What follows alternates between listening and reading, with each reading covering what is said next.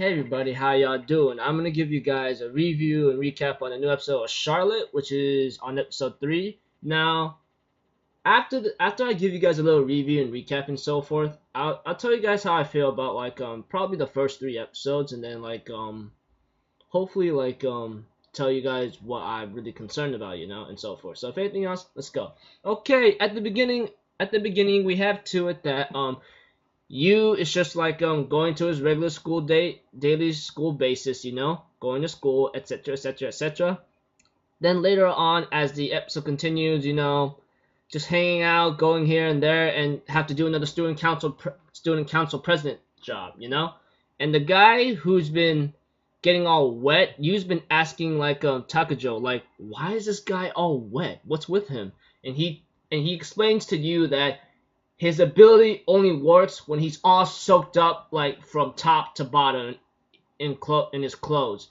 That's how we're gonna find the next supernatural person, which is a cool thing. Not too bad, But eventually, they end up trying to have to find someone that has the ability not only to possess the dead, to be possessed by the dead, but also has pyrokinetic abilities, which is like flame abilities. And I think in my mind, holy dang, that's pretty awesome, Well, it'd be impossible, but it's shown later.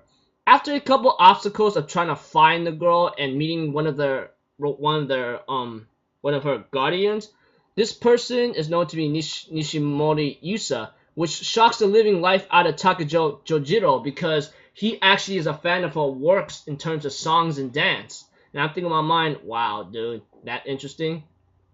So they end up meeting Nishimori Yusa and so forth, and what becomes very ugly is that after a couple complications here and there, her older sister Nishimori Misa comes in, takes over her body, and her eyes went from blue to red, and boom, boom, boom, boom, boom, boom, boom, boom, using pyrokinetic fire abilities.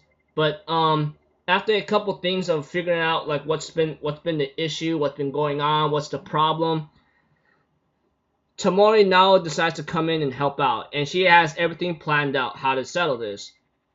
This all involves a little small cell phone here and there, and thanks to everyone's help all together, everybody seems to be okay. Nothing much going on, nothing's going down, no one's getting hurt. Well, except for the bodyguards of the guy who's actually been antagonizing Yusa Nishimori and Nishimori Misa possibly.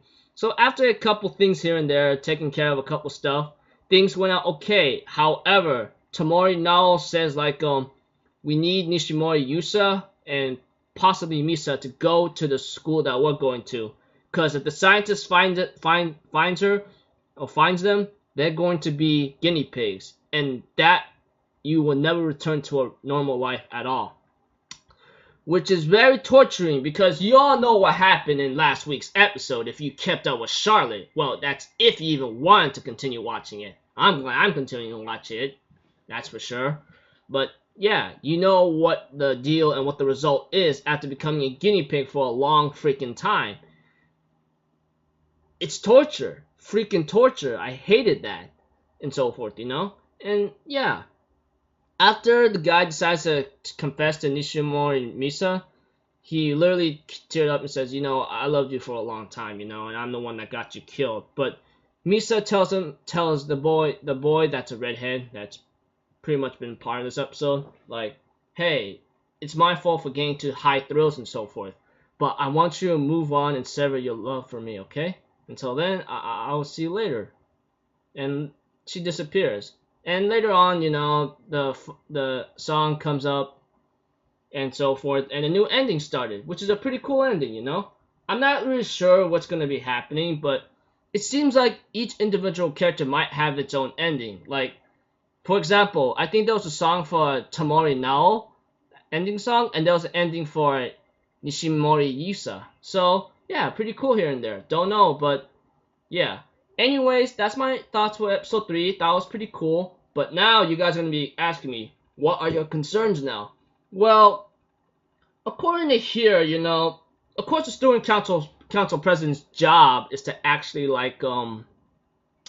go after people with supernatural powers and stop them from using it in the wrong way. of course that's pretty cool, but eventually they can't go on with that. Eventually, it's gonna get old and not gonna bring out the series as much to a good much may not bring out much of a series.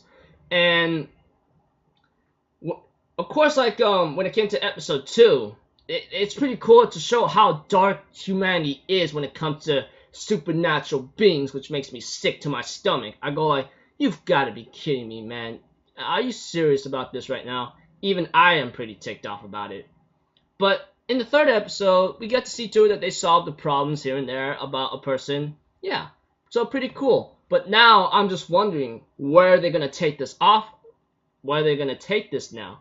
Because I'm pretty sure there's got to be a certain plot at most when it comes to Charlotte. I mean, of course there's supernatural powers and so forth. That's part of the synapses and synopsis and so forth. But I hope there's more to it than that, you know. So I'm pretty concerned, but I'm having some hopes up to see where they're gonna go. So hopefully they don't like screw up or mess up. So yeah, have some faith. I have some faith. Until then, I'll see you guys in my next review and recap. I'm Alpha Zero. Have a good day, and I'll see you guys next time. All right, peace out. Bye bye.